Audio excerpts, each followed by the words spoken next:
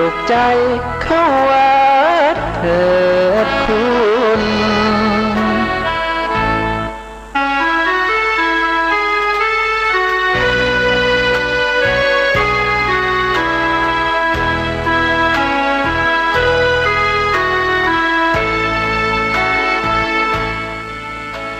อย่าลืมนะเจ้าคิดถึงวัดกราบนมัสการสวัสดีญาติธรรมทุกท่านเจ้านี่กลับมาพบปะกับทนายปอยามเช้านะเจ้าช่วงเวลา 7 โมงถึง 8 โมงนะเจ้าแต่ว่าตื่นเช้าขึ้นมากิจกรรมทั้งหมดทั้งมวลอย่าลืมนะเจ้าน้อมจิตนอบน้อมต่ออำนาจพระพุทธคุณพระธรรมคุณพระสังฆคุณนะเจ้าของทนายปอนี่ต้องถวายอาหารเช้าพระพุทธก่อนนะเจ้าก่อนจะออกบ้านก่อนจะไปไหนและน้อมรำลึกในคุณพระพุทธคุณนะเจ้ารำลึกในคุณของพระมหากษัตริย์นะเจ้าคุณของสิ่งศักดิ์สิทธิ์เทวดาที่ปกห่มรักษาบ้านจองหอเฮือนคุณปู่ย่าตายายนะเจ้าขอท่านปกห่มรักษาทรัพย์สินสิ่งศักดิ์สิทธิ์ด้านรอบบ้านนะเจ้าเพื่อที่ไปไหนก็จะได้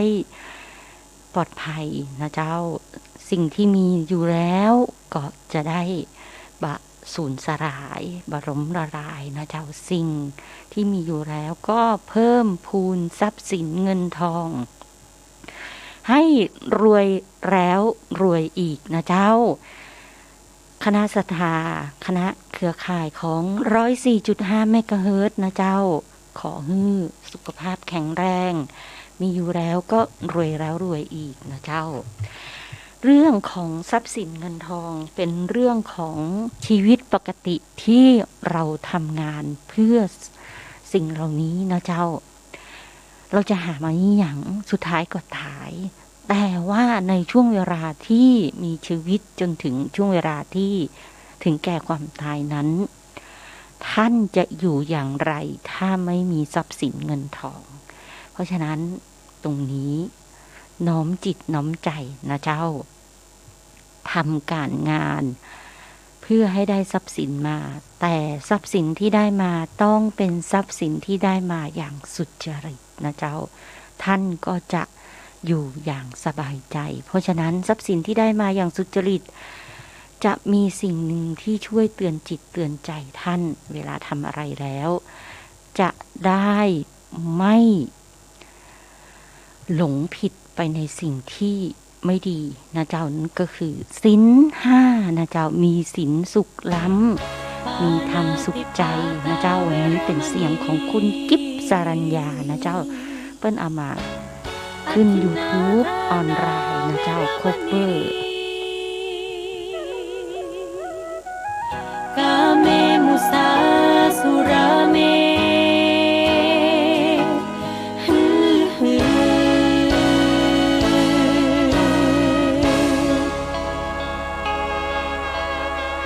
ศีลคือข้อห้ามธรรมคือข้อ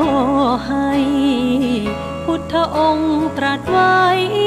ชี้ทางใจให้ภาคเพียรเบญจศีลเบญจธรรมท่องจ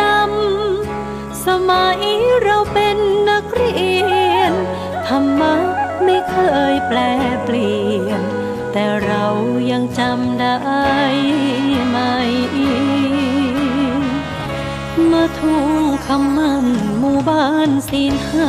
5ถือเป็นพันธะชาวพุทธทุกคนทั่วไทยสำนักพุทธขับเคลื่อนธรรมจุดเทียนสว่างที่กลางหัวใจสังคมจะร่มเย็นได้ศีลธรรมในใจต้องมีเบญจศีลว่ายังไงไหนลองท่องมาข้อ 1 ห้ามฆ่าสัตว์ข้อ 2 ห้ามลักทรัพย์ข้อ 3 ห้ามประพฤติ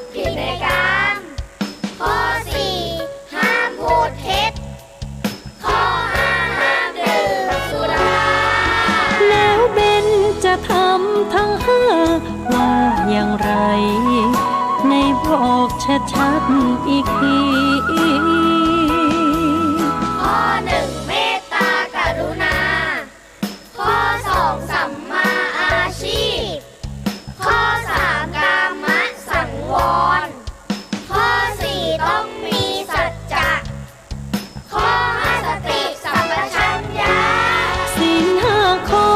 ธรรมห้าข้อทำใจทำได้สักข้อหรือยัง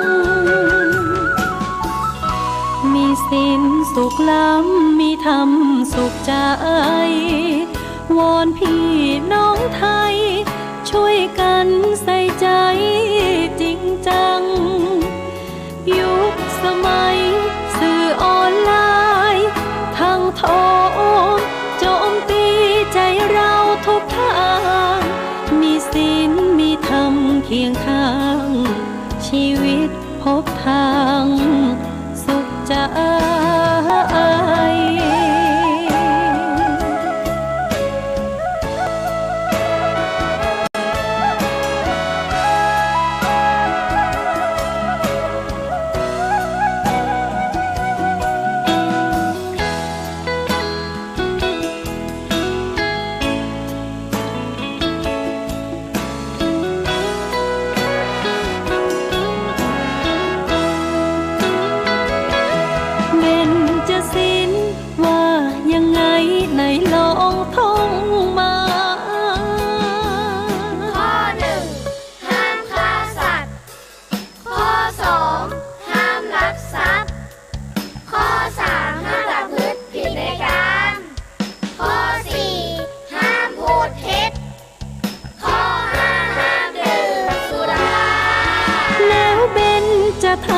ทั้งห้าว่าอย่างไรในบอกชัดๆอีกทีข้อหนึ่งเมตตากรุณา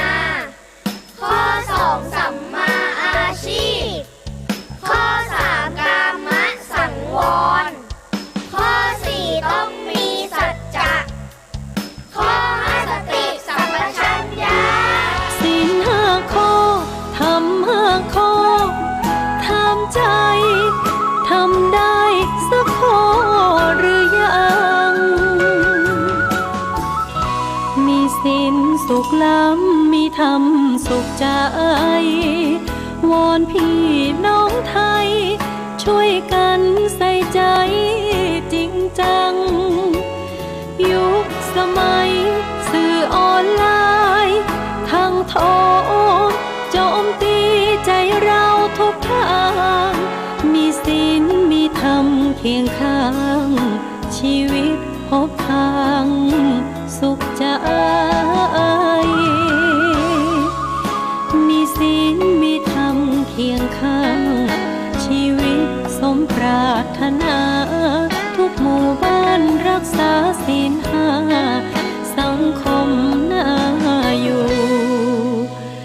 ยังยืน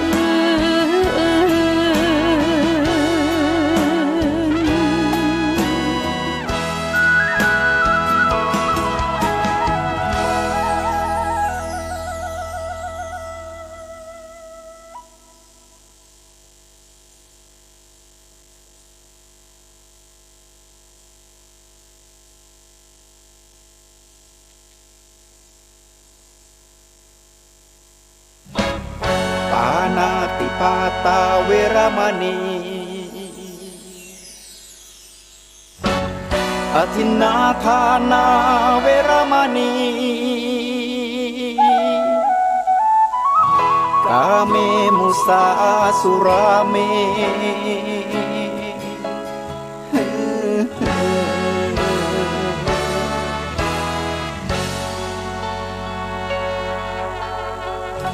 ศีลคือข้อห้ามธรรมคือข้อให้พุทธองค์ตรัสไว้ชี้ทางใจให้ภาคเพียรเบญจศีลเบญจธรรมท่องจำสมัยเราเป็นนักเรียนธรรมะไม่เคยแปรเปลี่ยน แต่เรายังจำได้ไหมมาทวงคำมันหมู่บ้านศีลห้าถือเป็นพันธะชาวพุทธทุกคนทั่วไทยสำนักพุทธขับเคลื่อนธรรมจุดเทียนสว่างที่กลางหัวใจสังคมจะร่มเย็นได้ศีลธรรมในใจต้องมีเบญจศีลว่ายังไงไหนลองท่องมาข้อหนึ่งห้ามฆ่าสัตว์ข้อสองห้ามลักทรัพย์ข้อสามห้ามประพฤติผิดในกามข้อสี่ห้ามพูดเท็จข้อห้าห้ามดื่มสุราแล้วเบญจะทำทั้งห้าว่าอย่างไรในบอกชัดๆอีกทีข้อหนึ่งเมตตากรุณาข้อสองสัมมาอาชีพข้อสามกามสังวรข้อสี่ต้องมีสัจจะข้อห้าสติสัมปชัญญะศีลห้าข้อทำห้าข้อทำใจทำได้สักข้อ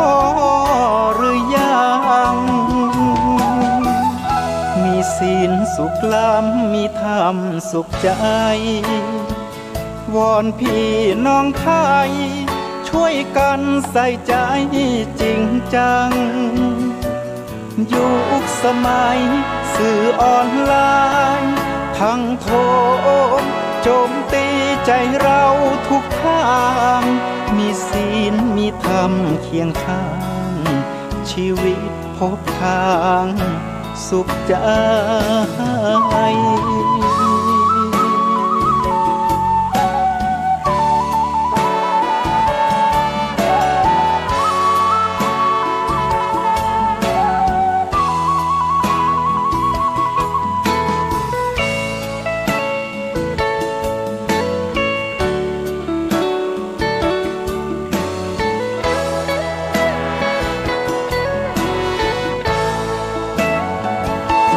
เบญจศีล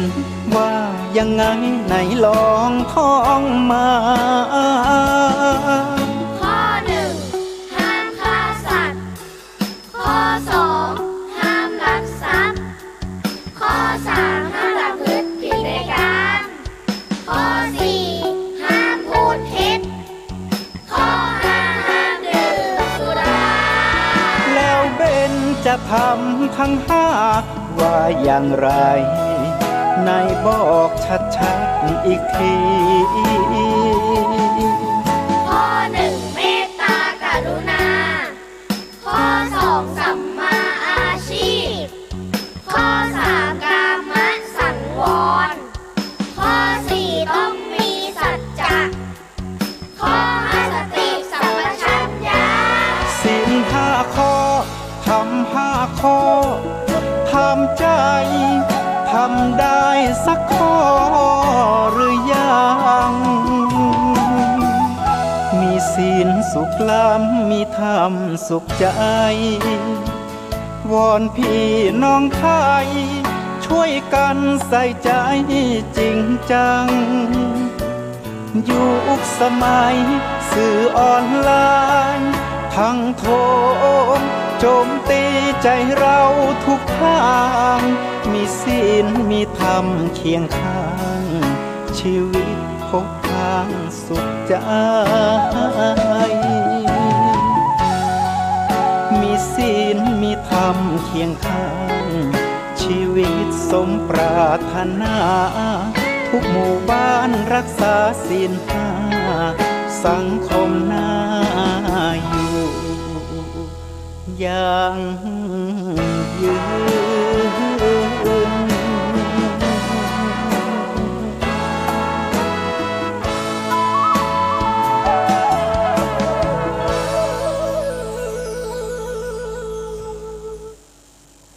เจ้า ศีลห้าสองเพลงนะเจ้าของคุณสรัญญาคุณกิฟนะเจ้าสรัญญาแล้วก็ของอาจารย์สลานะเจ้าทนายปอก็นำมาเปิดให้หมู่เฮาได้รับฟังนะเจ้าเพื่อที่จะได้ควบคุมจิตใจของตัวเองนะเจ้าบ่ให้เกิดความโรคให้มีสตินะเจ้าและเพราะว่าอย่างในช่วงเวลานี้นะเจ้าโรคภัยไข้เจ็บที่มาด้วยกับทางอากาศนะเจ้ามาทางอากาศมาจากลมหายใจของคนต่อคนนะเจ้าอยู่ใกล้ชิดกันมาได้ตอนนี้โรคที่ระบาดก็คือโควิดนะเจ้าแล้วก็มีหมู่บ้าน2หมู่บ้านในเชียงใหม่ที่เปิ้นขอความร่วมมือนะเจ้าคืออยู่แต่ในเคหสถานบ่ฮื้อออกไปตั้งนอกโดยบ่จำเป็นนะเจ้างานทั้งหลายคือปิดนะเจ้า work from home ทันทีนะเจ้า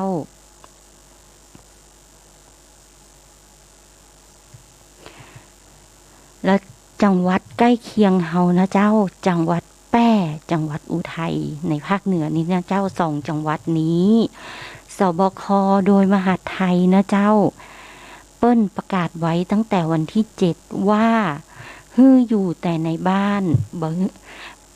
ฮื้ออยู่แต่ในเคหสถานในบ้านนะเจ้ารวม29จังหวัดของภาคเหนือนี่มีอยู่2จังหวัดนะเจ้าบ่ฮื้อออกไปทางนอกก็คือแพร่และอุทัยธานีภาคกลางมี11จังหวัดภาคตะวันออกเฉียงเหนือมี7จังหวัดภาคใต้มี9จังหวัดที่ห้ามออกนอกเคหสถานนะเจ้า work from home เนี่ยการอยู่แต่ในบ้านนะเจ้าแต่ในเชียงใหม่นี้บ่มีคำสั่งให้ work from บ่ฮื้อก็ฮื้อ work from home กันนะเจ้าแต่ว่าบ่ได้บังคับว่าต้องอยู่แต่ในเคหสถานยกเว้นอำเภอที่ตอนนี้นะเจ้ากลายเป็นคลัสเตอร์นะเจ้ามีคลัสเตอร์ที่เปิ้นบ่ฮู้ว่าเป็นคลัสเตอร์ครั้งแรกนั้นด้วยสาเหตุที่ว่าคนที่เป็นนั้นไปอยู่ในกลุ่มผู้ติดเชื้อโดยบ่ฮู้ว่าตัวเองเป็นสุ่มเสี่ยงแล้วก็บ่ได้ลงชื่อนะเจ้าตรงนี้สาธารณสุขเปิ้นก็เลยต้องฮื้อหมู่บ้านนั้นปิดตัวนะเจ้าปิดขอความร่วมมือฮื้อปิดตัวก่อนนะเจ้า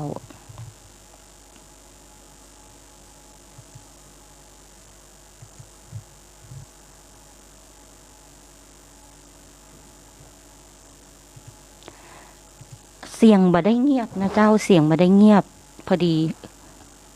หยุดหายใจไป5นาที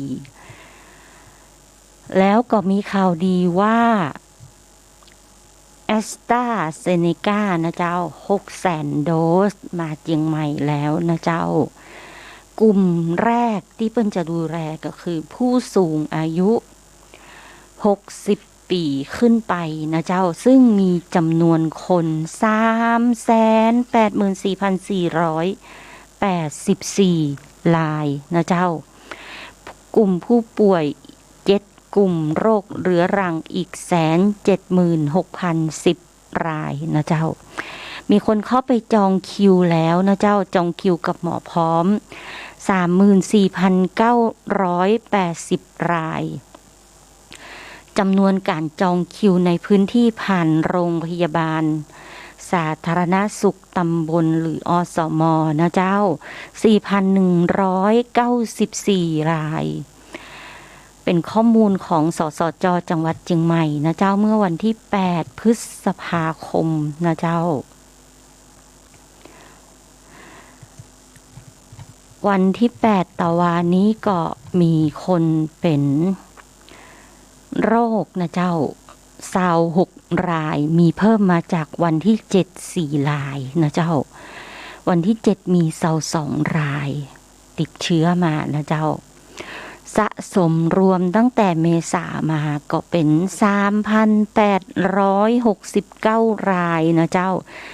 ติดเชื้อเพื่ออยู่ในระหว่าง รักษาดูอาการ 3,067 รายแล้วผู้ป่วยติดเชื้ออยู่ในโรงพยาบาล793 รายนะเจ้าผู้ป่วยที่เสียชีวิตแล้วนะเจ้า9 รายตั้งแต่เดือนเมษาแต่ว่า6 7 8 9นี้ยังมามีผู้ป่วยติดเชื้อโควิดที่ถึงแก่ความตายนะเจ้าอยู่ในโรงพยาบาลสนามนะเจ้าโรงพยาบาลสนามตอนนี้มี2 ตี้นะเจ้าแฮมตี้ทนายปอจำมาได้ว่าอยู่ที่ไหนแต่อยู่ที่ศูนย์ประชุมนานาชาติตัวเองนะเจ้ารวมยอด485 รายโรงพยาบาลรัฐนะเจ้า193 รายโรงพยาบาลเอกชน72 รายโฮสพิทอล34 รายนะเจ้าโรงพยาบาลต่างจังหวัดและอยู่ระหว่างสอบสวนโรค9 รายนะเจ้าผู้ป่วยติดเชื้อในเรือนจำตอนนี้ยอดเพิ่มขึ้นมานะเจ้าเป็น307 รายนะเจ้าก็มีเจ้าหน้าที่จากส่วนพิษณุโลกมั้งนะพิษณุโลกเข้ามาช่วยดูแลที่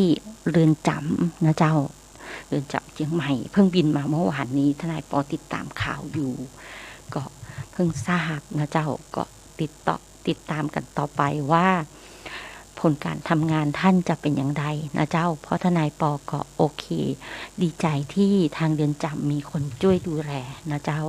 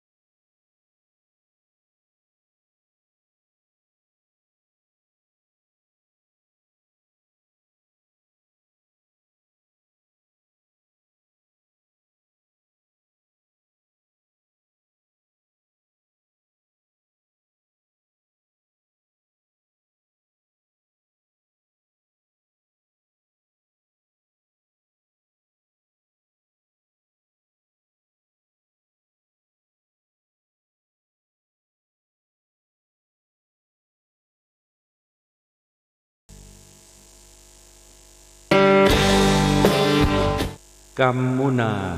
วะตัตติโลโกสัตว์โลกย่อมเป็นไปตามกรรม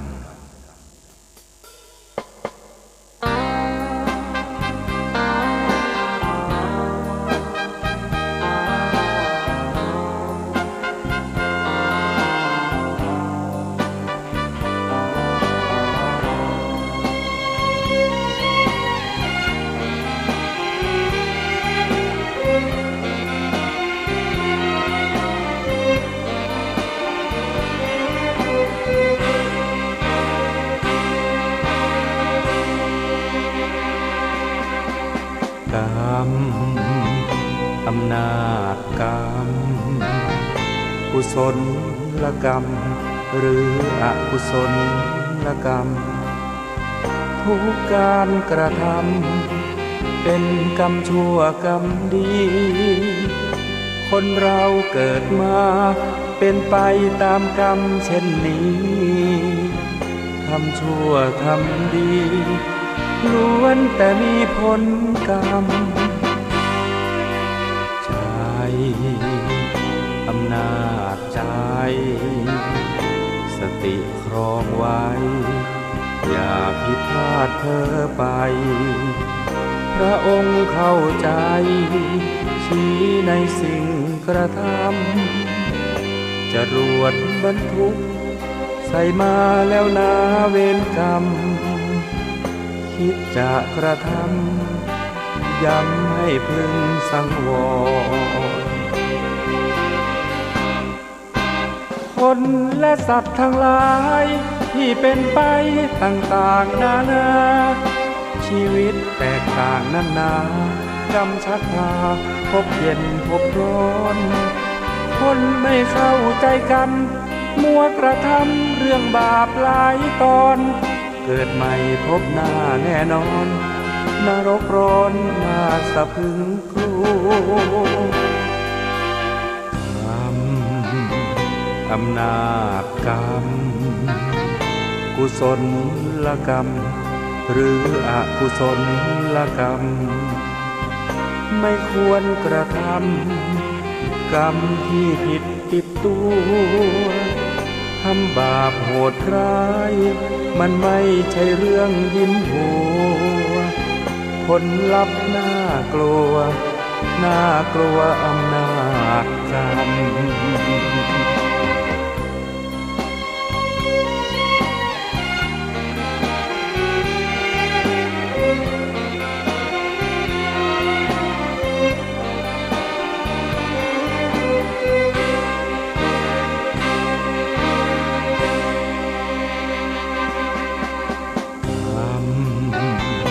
อำนาจกรรม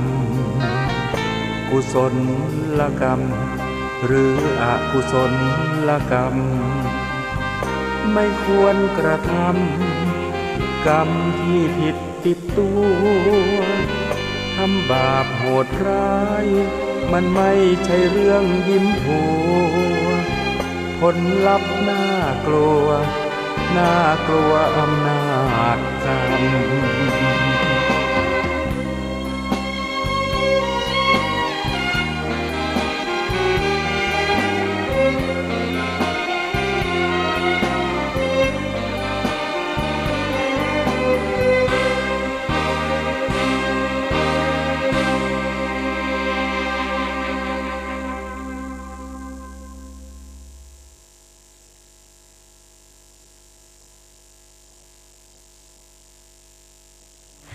เจ้า2 เพลงนะเจ้า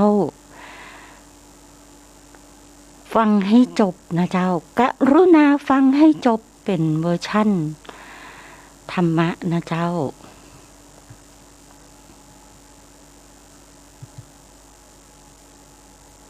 แล้วก็อำนาจของกรรมเป็นของคุณไพโรจน์แก้วมงคลฮ้องนะเจ้าทนายปอใส่หน้ากากทีไรมันเลื่อนลงทุกทีเวลาอู้นะเจ้าต้องขอสุมาอภัยด้วย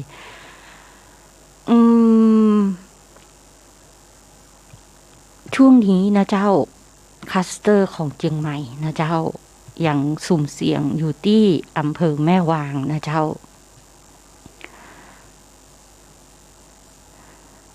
ยอดผู้ติดเชื้อทั้งหมดที่เพิ่ม9 รายนะเจ้ากลุ่มผู้ติดเชื้อใหม่กลุ่มที่2จากอำเภอแม่วางนะเจ้าพบผู้ป่วยทั้งหมด8 รายโดยพ่อแม่ไปแอวสถานบันเทิงช่วงเมษาส่วนลูกผลครั้งแรกเป็นลบนะเจ้าญาติพี่น้องมาจากละปูนช่วยดูแลร่วมกับพี่น้องและละอ่อนนะเจ้าคนที่มาเล่นตัวทั้งหมดตรวจพบว่ามีเชื้อในภายหลังก็ช่วงเวลาของการรับเชื้อไทม์ไลน์เกิดจากพ่อแม่ที่มามีอาการก่อนที่พ่อแม่จะเข้าอยู่ที่โรงพยาบาลสนามจึงเป็นผู้ที่แพร่ออกไปอย่างรอบข้างนะเจ้าตรงนี้ท่านดร.ทรงยศได้ประชาสัมพันธ์ถึงผู้สูงอายุและผู้ป่วยเรื้อรัง7 กลุ่มนะเจ้าอย่าลืมลงทะเบียนนะเจ้าลงทะเบียน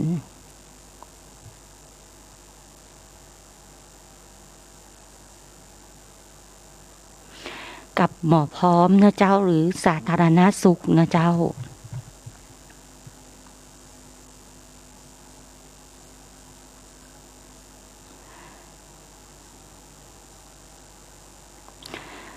โรงพยาบาลสนามอยู่ที่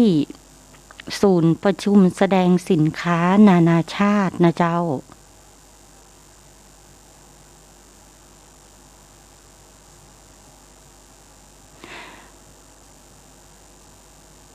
จุดตรวจคัดกรองก็คือ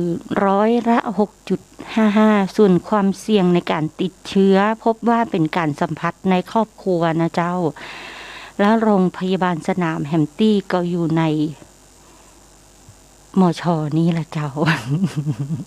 ทนายปอก็ลืมไปสุมาเตอะตะวาก็ฟังแล้วทีนี้ทางศูนย์บัญชาการสถานการณ์การระบาดโรคโควิดเปิ้นก็ได้สุ่มตรวจนะเจ้าไรเดอร์นะเจ้าออกตรวจไรเดอร์ทั้งหมดนะเจ้าไรเดอร์ฟู้ดแพนด้าจำนวน133 รายผลก็คือ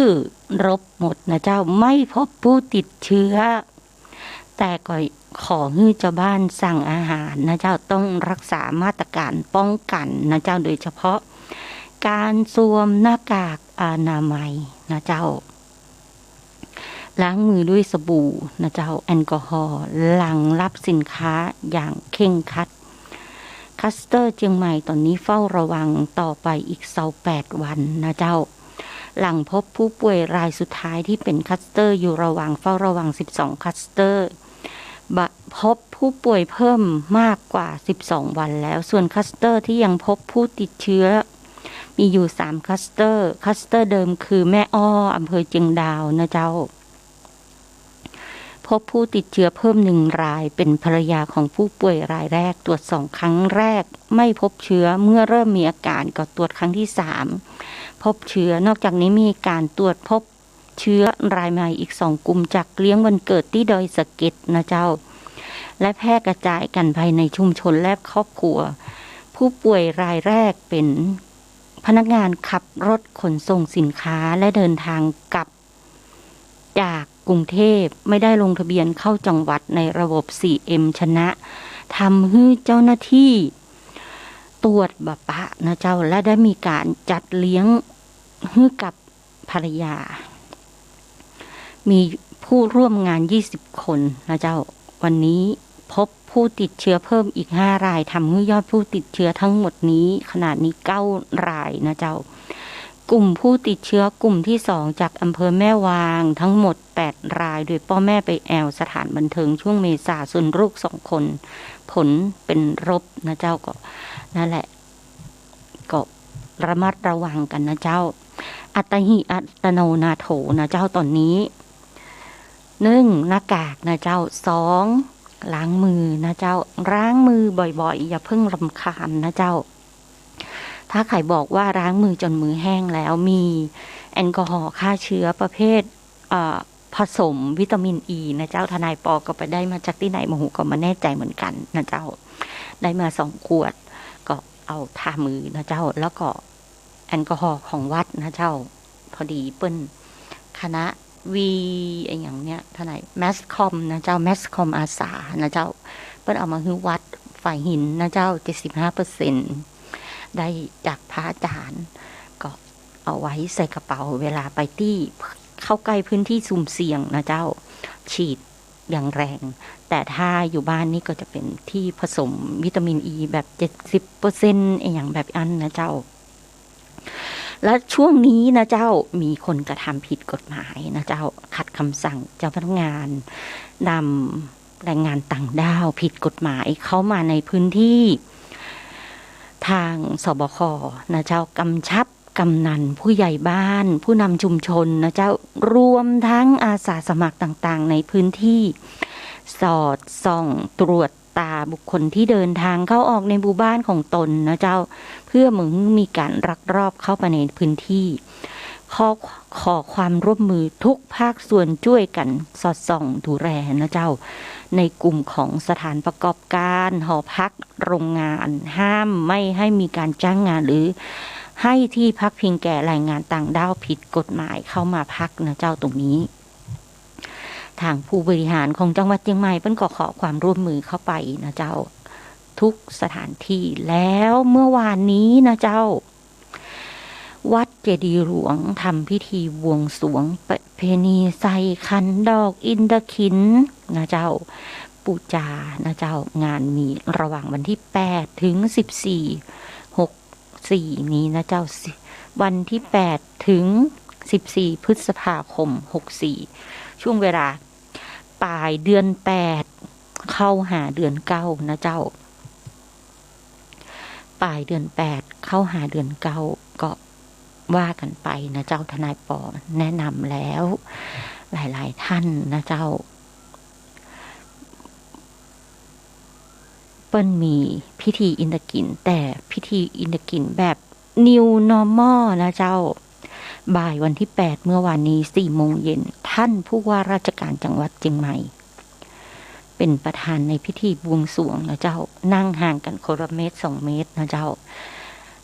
อาจารย์ก็นั่งห่างออกไปนะเจ้าพระสงฆ์9 รูปนะเจ้าเจริญพระพุทธมนต์อบรมสมโภชเสาอินทขิฬเสาหลักเมืองเชียงใหม่โอ้ยทนายปอดีใจนะเจ้า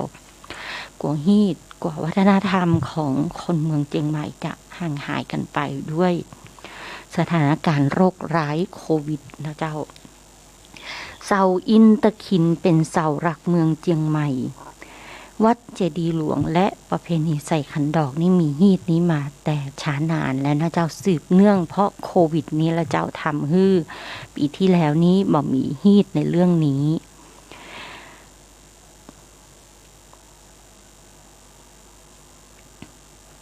วันที่8เป็นวันเข้าอินทขิฬวันที่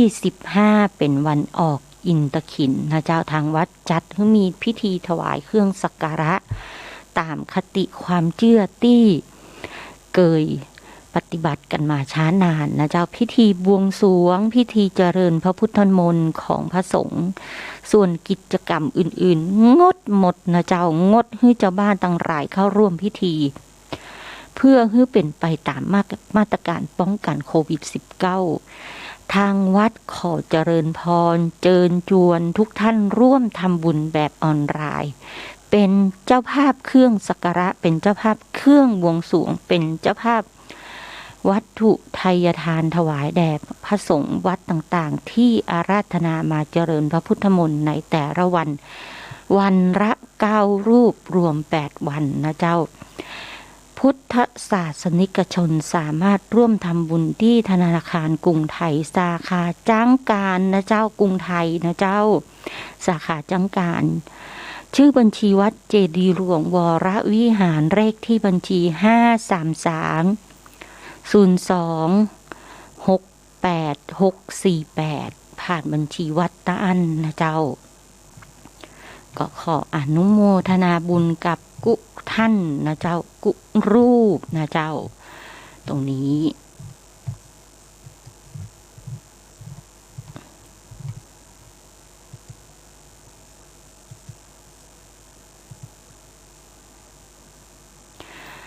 ตะวันนี้ทนายปอก็เห็นรถของทางส่วนราชการนะเจ้าเปิ้นก็ขับประกาศว่าขอความร่วมมือนะเจ้า เจ้าบ้านสวมใส่หน้ากากอนามัยหน้ากากผ้าก็ตรงนี้ก็เจ้าหน้าที่ส่วนราชการก็ดูแลหมู่เฮาเจ้าบ้านนะเจ้าเตือนใจตนเองนะเจ้าอย่าคิดมากนะเจ้าทำสติให้ได้ถ้าบ้านไขเกิดมาจนอย่าโทษฐานะตัวเองนะเจ้าอย่ายามย่ำแย่อย่าโทษดินฟ้าอากาศถึงลำบากอย่าโทษชะตาตัวเองนะเจ้าจะทุกข์หนักหนาแค่ไหนอย่าโทษเวรกรรมถ้าอยากสบายก็อย่าท้อแท้เหนื่อยแทบแย่ให้อดทนนะเจ้าแล้วก็ปฏิบัตินะเจ้าทนายปอบ่ได้ว่างอย่างที่ทุกคนคิดนะเจ้ามานี่ก็ทำงานนะเจ้าปฏิบัติไปเรื่อยๆไม่ว่าจะแนวสมถกรรมฐานถ้าเหนื่อยก็เหนื่อยเหนื่อยกำหนดสติเอาไว้จุดใดจุดหนึ่งในร่างกายแล้วแต่เราจะไว้นะเจ้าแต่ทนายปอใช้วิธีกำหนดไปที่ลิ้นปีนะเจ้าเพราะว่าพระเดชพระคุณเจ้าหลวงพ่อจรัญนะเจ้าเพิ่นบอกว่ามีอะไรให้กำหนดไว้ที่ลิ้นปีนั้นจะหนักแค่ไหนก็กำหนดไว้ตรงลิ้นปีนะเจ้าแล้วก็จะรู้ตัวรู้มันจะมาเองพระอาจารย์เปิ้นจะแนะนำนะเจ้าก็ถ้าใครบอกว่าท่านสิ้นแล้วท่านไปอยู่แล้วทุกคนมีอินเทอร์เน็ตนะเจ้าลองเข้าไปใน YouTube ออนไลน์นะเจ้าแล้ววิธีการกำหนดสติในแต่ละวิธีการของแต่ละรูปแต่ละท่านก็คนละอย่างและทำไมสุดท้ายก็คือนิพพานะปัญจโยโหตุโนนิจจังนะเจ้าคือเข้าสู่มรรคสู่ผลสู่นิพพานลองดูนะเจ้าเรียนรู้ขอความรู้จากพระอาจารย์แต่ละรูปนะเจ้าไปเรียนรู้ขอความรู้จากท่านไม่ใช่ไปเอาความรู้ของตัวเองไปให้ท่านเพราะเรายังไม่ใช่ระดับมรรคผลนิพพานอย่างทุกรูปที่ท่านเป็นอริยสงฆ์นะเจ้าถ้าอยากสบายอย่าท้อในการทำบุญนะเจ้าอย่าท้อในการวิริยะอุตสาหะไม่ว่าบุญในเรื่องของการปฏิบัตินะเจ้าบุญในเรื่องของการให้ทานนะเจ้าบุญบารมี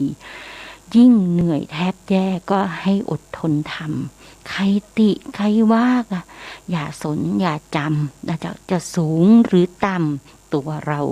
ลิขิตเองได้นะเจ้าตรงนี้เป็นคติธรรมของแสงเทียนทองธรรมทนายปอก็เอามาจากกัมพูที่เปิ้นเขียนร้อยเป็นท่วงทำนองนะเจ้าทนายปอก็แปลงมานิดนึงนะเจ้าตรงนี้ก็เงือกเครดิตท่านเนาะ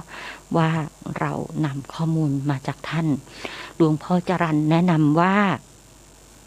จะเกียจค้านหรือพักผ่อนไม่ได้เพราะเวลาของการทำความดีเหลือน้อยแล้วต้องอดทนเกิดเป็นคนสิ่งประเสริฐที่สุดคือความดีนะเจ้าจะมัวซบเซาไม่ได้เพราะฉะนั้นการงานมีเงื่อนทำหลายอย่างไม่ใช่ออกไปทำงานนอกบ้านนะเจ้างานทางใจคือการกำหนดสติการงานที่ทำเป็นปกติคือ work from home นะเจ้า work ในบ้านทำในบ้านนะเจ้าตรงนี้ทนายปอก็จึงจวนหมู่เฮานะเจ้าหลวงพ่อจรัญบอกว่าทุกอย่างไม่มีอะไรเกินกรรมนะเจ้า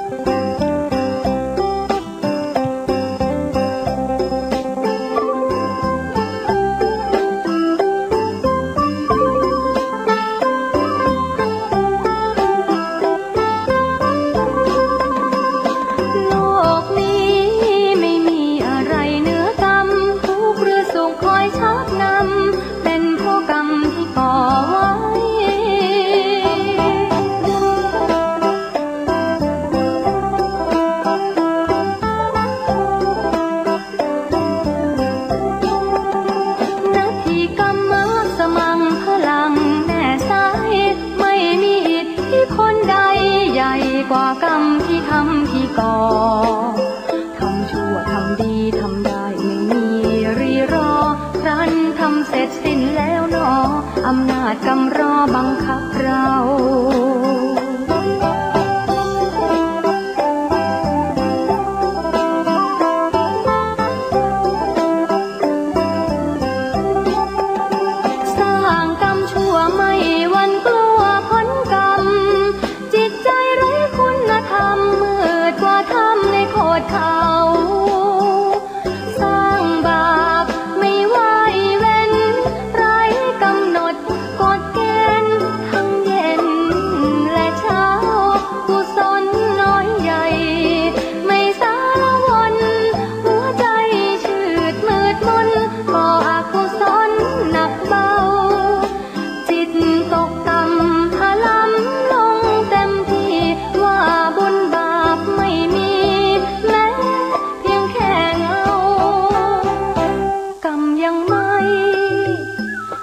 ส่งผล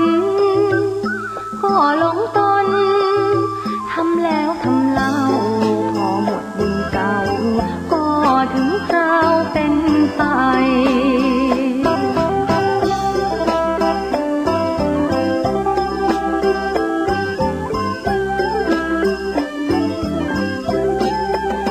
สร้างกรรมดีนี่แหละนะบันดาลดล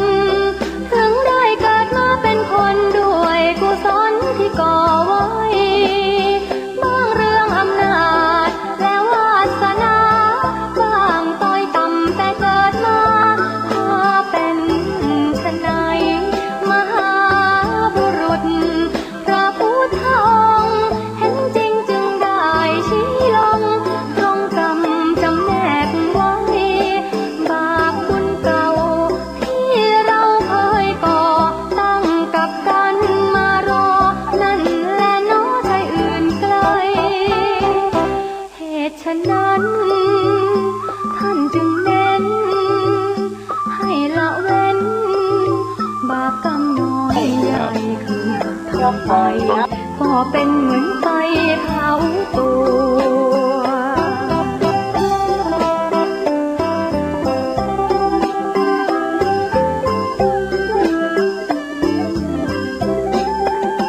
สร้างกรรมดีนี่แหละนะบันดาลดลถึงได้เกิดมาเป็นคนด้วยกุศลที่ก่อไว้บางเรื่องอำนาจและวาสนาบางต้อยต่ำแต่เกิดมาถ้าเป็นไฉนมหาบุรุษพระพุทธองค์เห็นจริงจึงได้ชี้ลงตรงกรรมจำแนกไว้บาปบุญเก่าที่เราเคยก่อตั้งกับกันมารอนั่นแหละเนาะใช่อื่นไกลเหตุฉะนั้นท่านจึงเน้นให้ละเว้นบาปกรรมน้อยใหญ่คือหากทำไปก็เป็นเหมือนไฟเผาตัว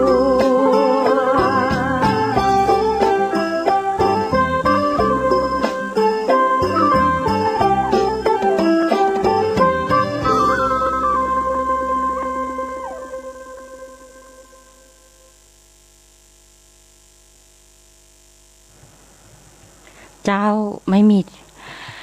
มามีอะอย่างที่เหนือกรรมนะเจ้าโดยเสียงร้องของคุณฝนธนสุนทรนะเจ้าเป็นเสียงที่เปิ้นเอาขึ้นทาง YouTube ออนไลน์นะเจ้าทนายปอก็นำมาเปิดให้หมู่เฮาฟังการกระทำทั้งหลายนะเจ้าอยู่ที่กรรมนะเจ้ากรรมมีทั้งความดีกรรมที่ดีและกรรมที่ไม่ดีก็คือการกระทำนะเจ้าเพราะฉะนั้นการกระทำของเราตอนนี้นะเจ้าล้างมือนะเจ้าก่อนรับประทานอาหารล้างมือหลังเข้าห้องน้ำล้างมือด้วยสบู่และน้ำนะเจ้าแอลกอฮอล์เจลล้างมือนะเจ้าลูกบิดประตูนี่อย่าสัมผัสนะเจ้าหาถุงมือหาผ้าหมุนนะเจ้าก่อนจะจับลูกบิดประตูกดปุ่มลิฟต์สเปรย์อยู่ในมือเจ้าฉีดเลี่ยงการสัมผัสผู้ป่วยที่มีอาการหวัดนะเจ้าเลี่ยงการเข้าไปในพื้นที่แออัดนะเจ้าโดยบ่จำเป็นเลี่ยงไม่ได้ก็ให้สวมหน้ากากผ้านะเจ้าหรือหน้ากากอนามัยและหมั่นล้างมือ